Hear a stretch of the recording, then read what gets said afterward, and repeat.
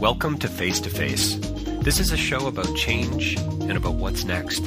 It's a show that wants to ask questions, peel back the layers of our average everyday experience, and go beyond scratching the surface. We interview amazing people with incredible ideas and stories who have done wild, weird, and wonderful things. Remember that imagination shared creates collaboration, and collaboration creates community, and community inspires social change. I'm David Peck, and this is Face to Face.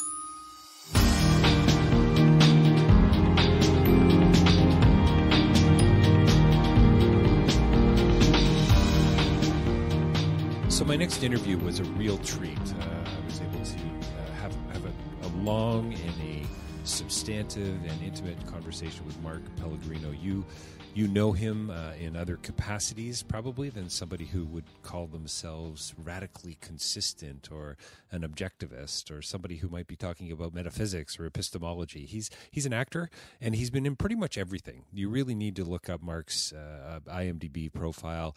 His filmography is quite remarkable. It's deep, it's wide. You probably know him for Supernatural or maybe Lost, maybe 13 Reasons Why, Being Human. How about The Big Lebowski? I mean, the list is pretty endless. But we believe it or not, we did talk a little bit about Mark's acting. We talked about how he stepped into it and how he kind of, in his words, won the lottery and where he came from and where he's heading. And we talked about self-assertion and collaboration and how he has this sort of systemic approach to his art and how he looks in scripts for human moments, which I think is really quite a delightful notion, and I mean applicable to pretty much everything we do. It's applicable to who we are as humans and our families and the communities we work in, the schools we attend, and the places we go, the dance floors we dance on. We talked about choice and about context. We talk about capitalism and about the misinformation around it. We talk about the two-party system and the issues with that. What does it actually mean to be radically consistent, and how Mark talks a great deal about how ethics is linked to human thriving. We talk about living, we talk about life, the notion of volition and intellectual curiosity. Am I getting your is your level of interest being raised here? I sure hope so. Please stay tuned for a conversation about pretty much everything. I can't wait for part 2 with Mark. I'm looking forward to it very much. And if you want to find out more about the work that I do, davidpecklive.com, you can do that there. Find out more about my speaking and my writing. And don't forget, if you want to support the work I'm doing on Face to Face, you can do that through patreon.com and get behind me financially in what we're doing here at Face to Face. And if you can't do that, and I totally get that, a review or a quote or something out there somewhere would be great. Follow us on social. Share us with your friends. If you want to advertise on the podcast, please do reach out as well. And don't forget, another platform I'm on, rabble.ca. Lots of other writers, thinkers, journalists, podcasters, people you want to be listening to, people you want to be thinking about and reading. Don't forget to head there as well. Coming right up, Mark Pellegrino. Well, welcome to Face to Face. We're joined by a very special guest with us here today. An interview I've really been looking forward to. Mark Pellegrino is with us today here on Face to Face to talk about, I'm not exactly sure where we're going to go, but let's get this out of the gate. Mark, thanks for joining us today. Thanks for having me on. So where do we start? Do we start with Hollywood? Do we start with the screenplay and the story? Do we start with individualism? Where would you start, Mark? Maybe is a good question. You've been in. I can't believe, by the way, your CV, your IMDb CV it's remarkable. The stuff that you've been in and the people you've worked alongside. Maybe you can kind of set my guests up with a little bit of context. And then, of course, we're going to talk a bit about the American Capitalist Party for sure. Cool. Okay. Maybe my IMDb DB page will shift the more Hollywood starts to learn that I'm an individualist. But that remains to be seen. I got into acting in the late 80s, 87. I was in my early 20s. Sort of stumbled into it by chance and started working before I even knew what the craft of acting was. Right. And then again, seemingly by chance, I'm not one who believes in that type of stuff, but it would appear to apply to parts of my life. I started studying with a theater company called Playhouse West in Studio City, and that became sort of my technique home. And it was based on the Sanford Meisner technique. And Sanford Meisner, when he was transitioning from New York to Beckwith to Los Angeles, actually used our school as a sort of transition stage and taught classes there for a while. And I was fortunate enough to sit in on those classes, and that introduced me to craft and made me fall in love with it. And then I started, going through that long, arduous journey of learning to apply the classroom antics to actual life. And there was quite a difficult transition doing that, mainly in just standing up and asserting yourself in a collaborative effort, wherein the actor is usually the last piece of the puzzle to be the creative puzzle. And that just that sort of self-assertion sort of came with age and doing the wrong things and compromising enough so that it became intolerable to compromise. I think one of the sound bites already is self-assertion came with age. It's lovely. I love it. It's a great opening line for something. Oh, thank you. Yeah, I think you start with time. The good thing about aging is that you sort of burn off whatever false beliefs you held and whatever ideas you held about how you should be esteemed by your fellow man. It becomes more important to self-actualize and realize your potential than to be concerned about what other people think about what you're doing. And that comes with time. Some people are fortunate enough to have that from the get-go, and some have to learn it, as I've had to learn, and I'm still learning. So many places I want to dive in there, and we're you know what, I'm going to say this right out of the gate that we're barely going to scratch the surface. I can sense that already as we just start down this road. Tell me a little bit more about you said introduced you to craft. What do you mean by that? Is that technique? Is that a way about stepping into a character? Is it about self-assertion? It is. Yeah, it is. Yes, all of the above. In my opinion, I'm sure different actors would have different responses to what craft is, but to me, craft is an overall systematic approach to your art, and one that involves as much conscientiousness and awareness in the process as possible. And that isn't self-evident to a lot of people. We're actors. We run in a world where good acting looks so effortless that it appears to the person watching that it requires nothing of it. Right. What's so hard about that, Mark? I mean, come on. Right. And so I think people come to Hollywood with the notion that all I got to do is just get up there and maybe be myself, and it'll just all the dominoes will fall the way I intend them to. And that's being yourself is even a trick that requires craft and a great deal of work. And so for me, it was about finding a systematic approach to breaking down a script, and a systematic approach to applying the discoveries that I've made in the script to an actual human moment, and in the end, learning to leave myself alone so that the human moment can actually happen between me and the other actor. Is there a sense in which you, and I love all the metaphors we're touching on here, but I think of some of your CV as well, and I'm going to definitely in my intro sort of let our listeners know if they don't already, if they're not a fan and so on, and don't know your background. Some of the stuff that you've worked in, it seems to me, is I don't know. Can I say profoundly meaningful? I mean, deep scripts, spiritual scripts, a lot of substance there. And I mean, I don't know if that was by choice or if that's just kind of how it fell into place over time. And Kierkegaard said we step into it, but we only step into the future. We only understand when we look back. But I wonder, I love what you just said about discovering in a script this human moment. I wonder if you've actually chosen to do that over the years. Is that a fair question? I mean, it is. I think a lot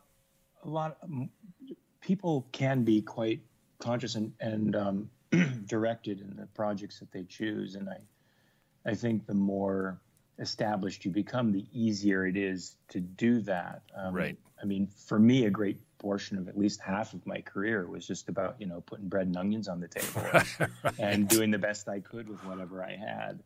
And later on, it became more about choice in the I don't want to say the purest sense of the word, because right. I mean you're always making the choices, but sometimes it's between, do I take this job that I don't necessarily like, it doesn't communicate the best values in the world, or the character's a little superficial, or do I put food on the table and keep the lights on? When you don't have that blaring simple issue of survival staring you in the face, you can be a little bit more circumspect about what you take and what you don't. I still think to some degree it's been somewhat accidental that if I've done anything with significant meaning, that it's if it hasn't been produced by me, it's been more or less a bit of a winning the lottery, right. for lack of a better term. I always, the whole notion of, and I'm sure, if we had a screenplay writer or a screenwriter or an author on the line, this idea of authorial intention, they'd have probably something to say about that. But again, you look back, and I mean, you're the only one who had anything to do with it, as far as I'm concerned. Do you know what I mean? Like, sure. You're the one who said yes to this and no to that, and it was for. This is what a confluence of events is all about, it seems to me. This is what, Splash and Ripple is all about. When you look back, it kind of starts to make some sense. That's true. Unfortunately, I don't think, and once again, this is different for everyone, but I don't think you necessarily have a rational grasp on how to choose right. Early on in life. I don't think you have the proper context, and you just simply don't know enough, or you're overcome with, some kind of prejudice or emotion right. that pulls you away from the right thing to do. And it takes a great deal of context building to get to the point where you can sort of set all those objects up and knock them down in the right order. Only with age, as you said earlier, you to your point, you burn off those false beliefs. Yes. So are you say, co-founder of the American Capitalist Party, you say that Hollywood is going to maybe turn their back on you? Is that I keep anticipating that, right. and a lot of podcasts that I do, and many of the hosts wonder if I have experienced any backlash from my political beliefs. So far that I know of, I haven't. But I think that's mainly because, as a capitalist, there's a lot of misinformation and presumptions floating around about capitalism. But as a capitalist, you tend to fall into a political camp that is unfamiliar to both sides of you're in Canada, so of our political spectrum. Sure. Which is basically a two-party system, left and right, that they think they've got some big differences when they actually don't. And so you end up falling in between the cracks and become in the minds of most people sort of an undefinable entity, right. And I think that sort of saves me, because I think my left-leaning friends in Hollywood could definitely point to many of the things that I hold to be true. And so, well, those are quote unquote liberal, left liberal ideas. And some of my conservative friends, which are far fewer in Hollywood can point to some of my my beliefs and say, "Oh, those seem to be conservative beliefs." So they don't quite know how to classify me, and I think that saves me a little bit of trouble. Right, right.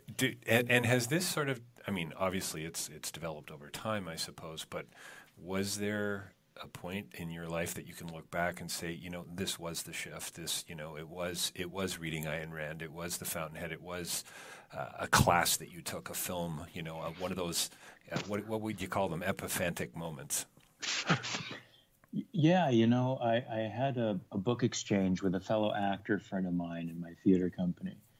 And we made an agreement to exchange 5 books with each other that were important. And he gave me only 2. He gave me the Fountainhead and Atlas Shrugged. Oh wow! And it's a lot of reading. It was a lot of reading. My fare was a lot lighter, like M. Scott Peck's The Road Less Traveled. Nice. Richard Bach's Illusions, and I think Dan Millman's Way of the Peaceful Warrior. I don't remember what the other 2 were, but they were somewhere in that. Maybe Fear and Trembling or something, things like that.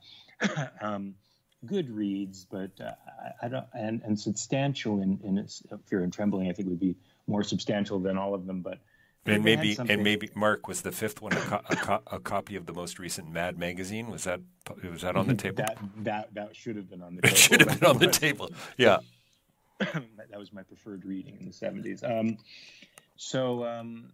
I remember reading The Fountainhead, the end of The Fountainhead on a bus in the valley here in California. And I took the bus all the way to the end of the line, which ended at this massive boulevard and a huge grass island that separated 2 sides of the boulevard. And I just walked out to this grass island and collapsed in tears. Wow. The tears weren't necessarily the tears of an epiphany. They were sort of a negative epiphany. Okay. In that, in reading this fantastic book about egoism and about the artist's integrity and the integrity of the ego and self-interest, I found so much of my inner life resonating with Peter Keating, one of the villains, the second-hander of the story, sort of the tool of the main villain of the story. And I found myself, I didn't know, and I also found elements of my personality that were very much like Howard Rourke, the hero of the story. I didn't know how to bridge the gap between the two, and no solution was offered in the book. But it set me on an odyssey of sorts, where I pretty much read everything that Rand wrote, and really became immersed in it and accepted much of her ideas, but intellectually. I don't know that they had filtered down into my subconscious until probably the last few years, right, to be honest with you. Right. Well, and to me, this sort of connects with your point earlier about the whole I mean, I'd like to think with age comes wisdom, but I'm not sure that's necessarily true. But over time in your experiences, you start to indwell it in a way, don't you? Yeah, I remember a story, Leonard Peikoff. I don't know if you're familiar with Leonard. No. He's the intellectual heir for Ayn Rand, and he's a philosophy professor. He's taught all over the world. And he was talking about a concept and how it can finally resonate with you. And he's okay. Mark, you're not going to believe me, but I actually listen. Older man, right? Late 80s, probably mid 80s. Yeah. I do know the name. As soon as you said it, I went, actually, I do know that. Yeah, I heard a podcast recently from him, not that long ago. How odd is that? Anyway, go ahead. Wow. Yeah, he sort of retired. He actually did a radio show back in the early 90s. It was phenomenal. It was becoming syndicated in about a year because his show was so unusual and so deep. But he was getting older, and just he felt that the time to prepare the show was just inordinate, and he couldn't take all the stresses and strains. He had to drop out. But anyway, one day he was writing a concept or a proposition on the chalkboard. And he looked at it, he'd been writing that proposition for probably 20 years, and he looked at it and he said, that is right. And so he had that internal movement in him where whatever that proposition was, it actually became true to him in more than just the intellectual sense. And I feel like that's been happening with me with respecting objectivism only over the last few years. How would you? So I'm guessing that some of my listeners will have read Rand and some will have not.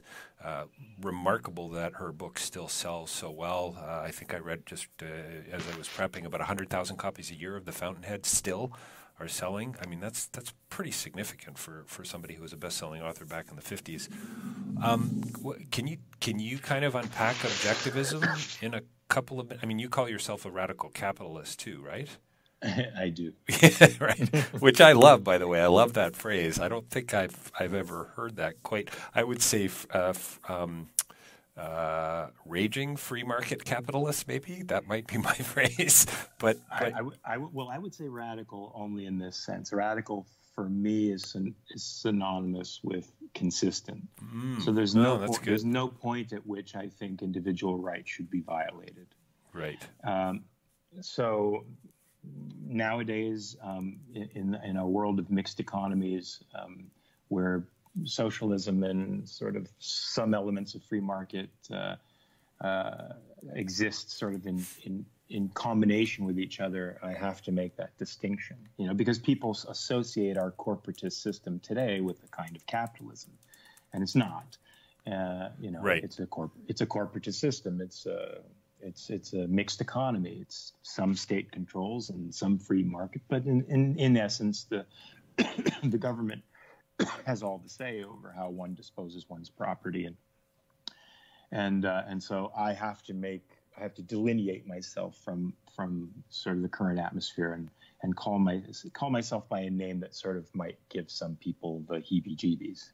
Radical is sort of a scary thing to call yourself. Oh, sure. People. Yeah, no, I love this. I love the idea. The idea of being consistent and radical make a lot of sense to me. So you would say then was it Chesterton or Churchill, somebody like that, who said the free market has never been really, has never really been tried before, right?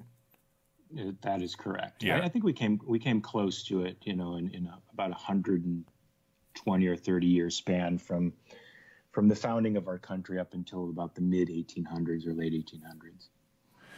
So could you unpack this idea of objectivism for a quick philosophical lecture for us from the front? You've got the lectern and the whiteboard. It's all yours. That is massively intimidating. That is as intimidating as a blank page for a writer. Yeah, I bet. Especially something as vast as a philosophical system. It's pretty huge. It's a pretty ridiculous question. It's like saying, what's your, give us your life history in 32 and a half seconds or less. I mean, it's absurd. You're right. Well, so I'll just stick to sort of three aspects of philosophy: sure. Metaphysics, epistemology, and ethics. And so I'll just say just the three easy ones. You're right. We're going down this rabbit hole, I guess. That's right. Yeah. So for metaphysics, existence exists. For epistemology, reason is your means of perceiving and integrating the facts of existence, and ethics is rational egoism or rational self-interest. So that's a real thumbnail sketch of objectivism. So metaphysically, we exist. Therefore, we kind of are, and that's all we got. It's not in the head. It's not out there. It's present. It's right now, and then we get there through reason. So we know by and through reason, and I guess largely empirical. I would say, and then largely empirical, but also, it doesn't rationalize concepts away. So concepts are our means of understanding reality. Right. It's a primacy of existence orientation. Right. Towards human consciousness. And then, can you unpack the ethics for me a little bit more? So this idea of sort of again rational egoism or individualism. it sort of sounds almost contradictory to the notion of ethics in some ways. Well, I think, and that's where objectivism is unique in the field of ethics, because ethics is linked to human thriving and life. Ethics is more or less a guide, a conceptual guide for life. That's what virtues are. Virtues Sure. are actions that we take for the betterment of our lives, in the pursuit of our interests and happiness. And so, rather than detaching ethics from human want or human needs, and even making ethics contrary to human life, objectivism blended the two of them together and said, well, ethics is about living. They're a guide for life, because a human consciousness is non-automatic. A rational consciousness is volitional. It can turn on or off. It is a sort of, people have can't quite understand the notion of volition, and they don't understand that it's a cause. It's sort of an axiomatic concept. It's its own cause, and because of that, we can or can't, we should or shouldn't. We could or couldn't or don't have to apply our mind to the problem of existence. We need a guide. We have no automatic knowledge. We have no instantaneous sense for what's right or wrong. We need to know things and learn these things, and that's what morality provides us with. That. And by volition, you would say choice or intention. Is that a fair? I would say volition into an objective is the choice to focus or not, the choice to think or not. Right. Not even necessarily about the concretes between do I want chocolate ice cream or vanilla ice cream. Yeah. And now are we sort of back to being radically consistent now? I hope so. Yeah, no, I mean it sounds like kind of a perfect link to me.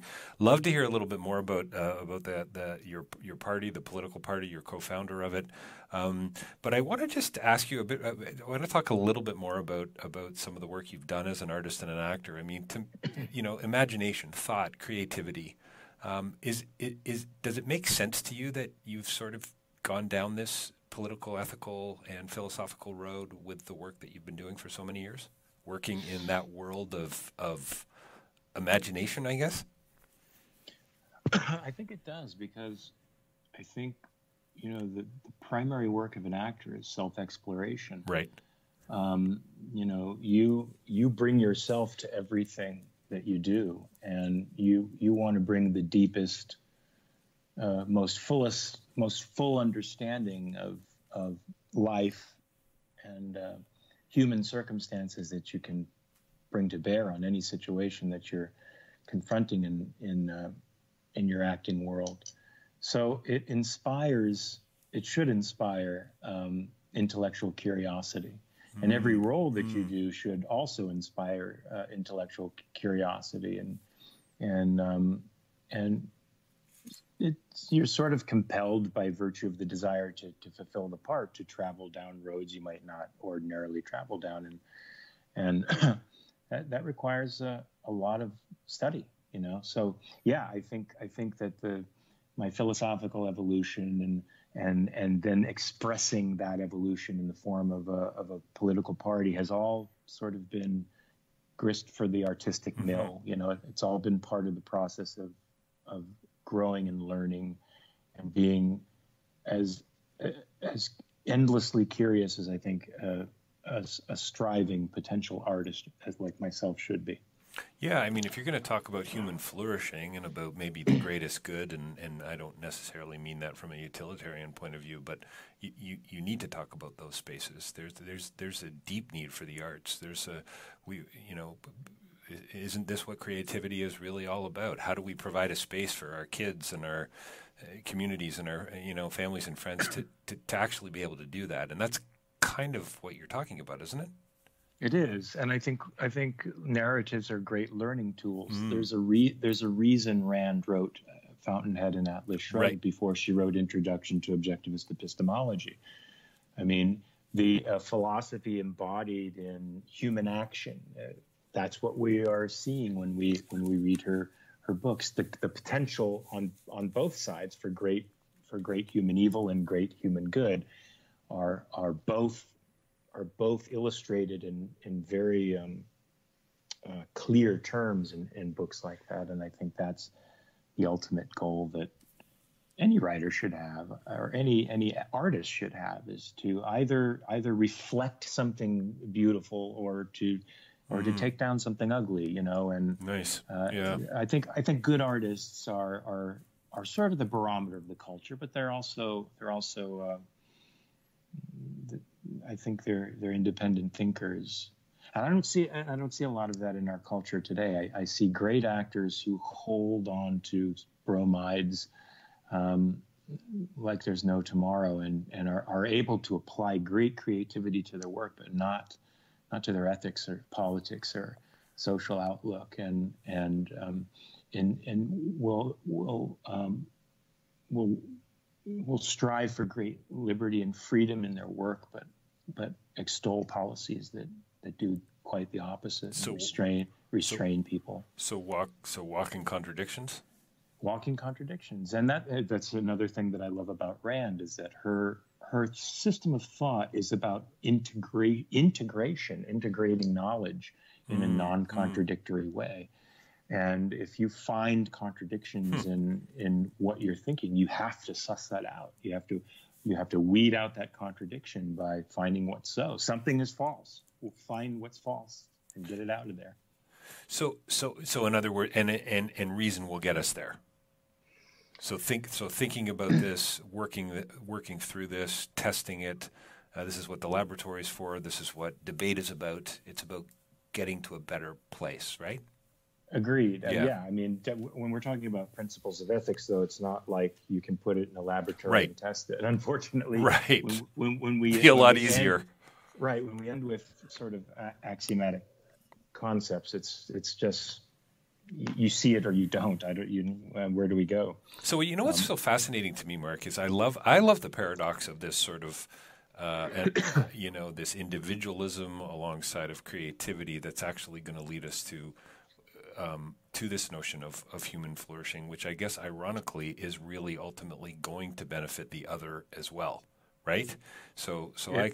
It will. Yeah, because the idea, yeah. So I come from a lot of the work that I've done over the last 20 years has been in development, and it's about empowering communities and so on. But I mean, many of the people that I'm rubbing shoulders with would come out against somebody like you, and this is I guess why you're saying maybe you're going to not be invited to as many cocktail parties over the next few years as you dig deeper. But it does strike me as a little bit of a contradiction.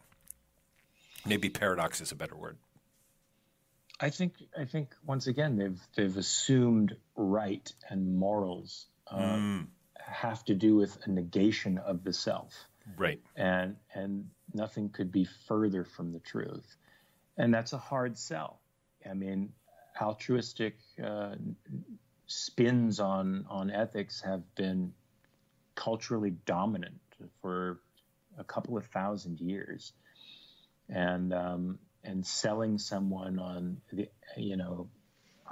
just merely on the idea that ethics is about the pursuit of the good in your life, in your own life, and that the purpose of moral code is human thriving and happiness, not self-sacrifice, denial, negation, or death even, or sacrifice. It's actually about gain and good and health, and the more you do those things rationally, the better it is for you. It so happens that we live in a trader society, more or less. I mean, the trader society is one built on mutual gain, where each person goes for their self-interest, but they understand that we live in a society of right and liberty, and we can only exchange with another human being as an equal, and that's what to me are is the prescription for trade. Two people equals who are legal equals coming together to benefit from some exchange between each other on their own terms. There may be compromises in those terms that they have to make with each other, but in the end, both win, as opposed to the zero-sum game of altruism. Does this work? Do you think this works in can I I'm just going to read this here. We uphold the principle of individual rights. Quote, our philosophy of life permeates our political principles. We stand for reason, for individual rights, for limited constitutional government, and for laissez-faire capitalism, close quote. That's right off of the American Capitalist Party's website, by the way, folks. That's theamericancapitalistparty.com. Does that work? Does that work globally? Is that going to work in Malawi? Is that going to work in Mongolia? Or is this, would you say, more of a, sort of Western philosophical kind of position to take? It's an interesting question. Let me just turn it around on you. Yeah, go.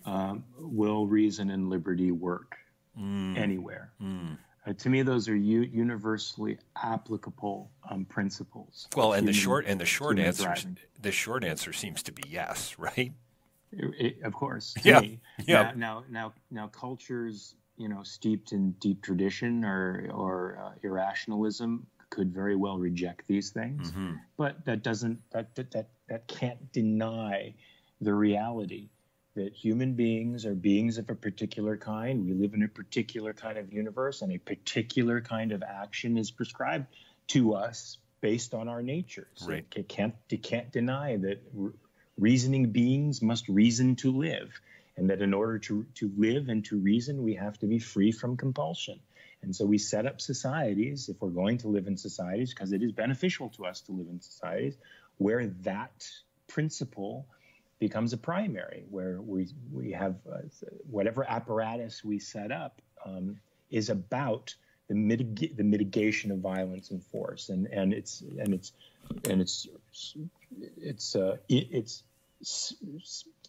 specifications for its use being very clear to everybody. Would you say, I so love everything we're talking about. And by the way, unfortunately, we're going to have to wrap it up in a couple of minutes. And I love conversations where you hit record and you're like, what, are you kidding me? We're almost done. We're barely scratching the surface. As I figured would be the case.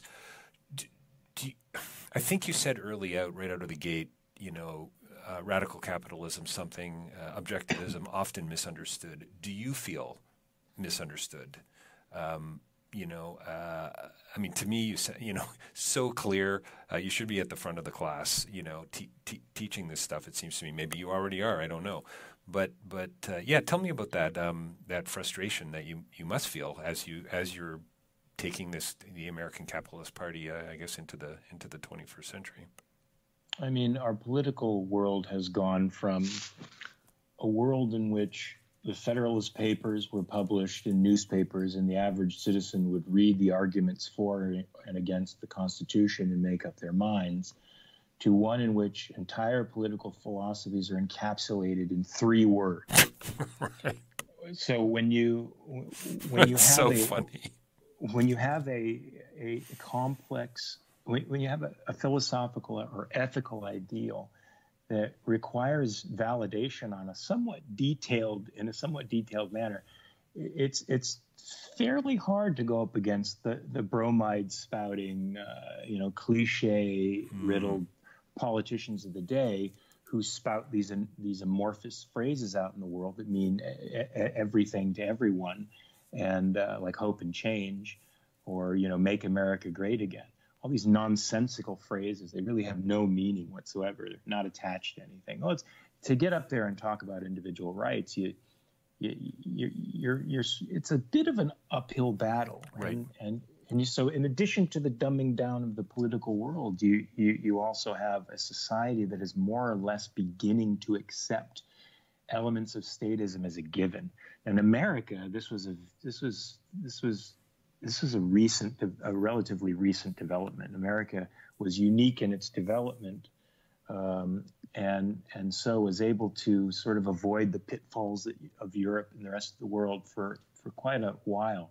But now, we're sort of presuming political the truth of political institutions and ideas.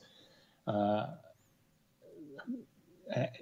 am I going to say that? We're sort of making the same presumptions. That's what I want to say about the political institutions that they've been doing in Europe for years and years and years and years.